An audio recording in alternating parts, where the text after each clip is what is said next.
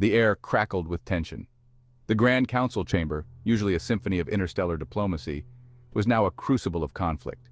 Representatives from 100 worlds sat rigid, their multifaceted eyes reflecting the galactic hologram flickering above. It depicted a war-torn sector of space, the battle lines starkly drawn between the forces of the Galactic Alliance and the relentless Zidonian Empire. At the center of it all stood Captain John Bulldog Mason, Earth's representative and a seasoned veteran of the war. His jaw was set, his gaze unwavering as he addressed the council. "Captain Mason, Earth will not accept this ceasefire." His voice echoed through the chamber. His words, translated simultaneously for the myriad species present, hung heavy in the tense silence that followed. The council chamber, accustomed to diplomatic niceties and calculated pronouncements, was taken aback by Mason's blunt defiance. Murmurs rippled through the gathered alien dignitaries, their multifaceted eyes widening in surprise.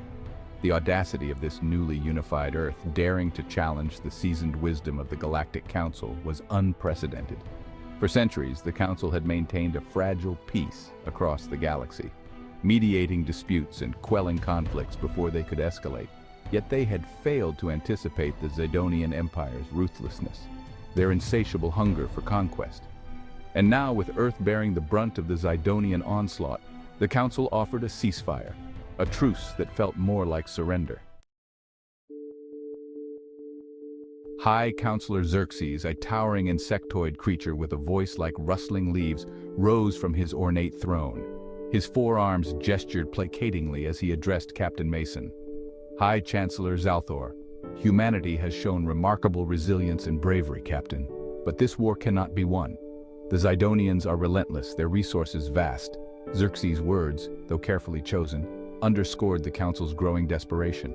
The Zidonian advance had been swift and brutal, catching many worlds off guard. The Council, accustomed to measured diplomacy and strategic maneuvering, was ill-prepared for the Zidonians' scorched earth tactics.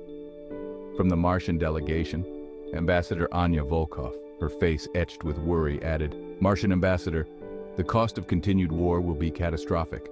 Already millions have perished, entire planets laid waste." A survivor of the Zidonian attack on Mars, Anya knew firsthand the horrors of this conflict. Her once thriving home planet was now a desolate wasteland, a stark reminder of the Zidonians' ruthlessness. The weight of their words hung heavy in the air. The council chamber, usually a place of reasoned debate, echoed with the unspoken fears of a galaxy teetering on the brink. The Zidonian threat was unlike any they had ever faced, their advance relentless, their appetite for conquest insatiable.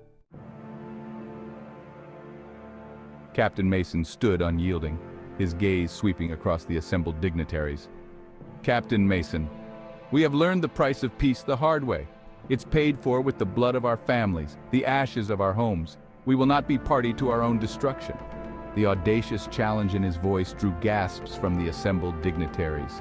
Never before had a representative spoken with such defiance against the council, let alone a representative of a species as young and untested in galactic affairs as humans.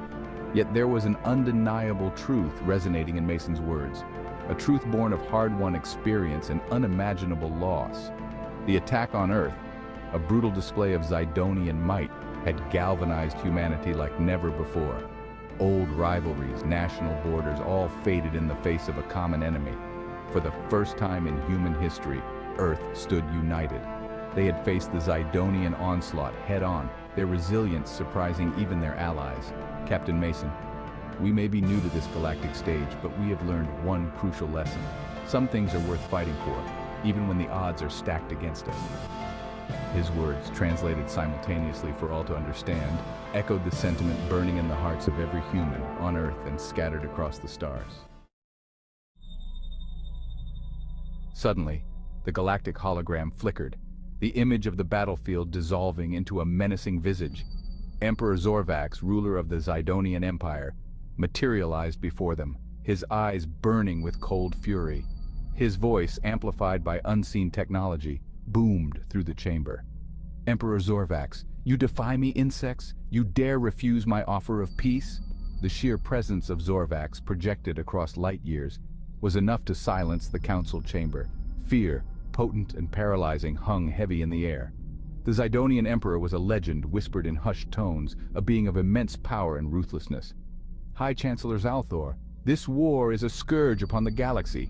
We urge you, Emperor, to reconsider. There is another way, a path of diplomacy and cooperation.